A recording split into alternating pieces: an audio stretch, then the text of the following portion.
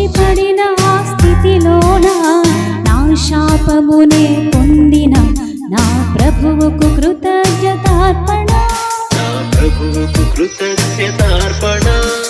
పాడుబడిన నా దేహమున దైవ మందిరమున నిల్పిన పరిశుద్ధునికి నివేదన.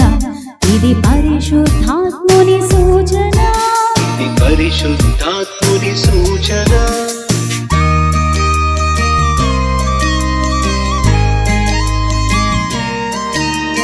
పాపమైన అపరాధమైన చచ్చిపడిన స్థితిలోన నా శాపమునే పొందిన నా ప్రభువుకు కృతజ్ఞతార్పణ.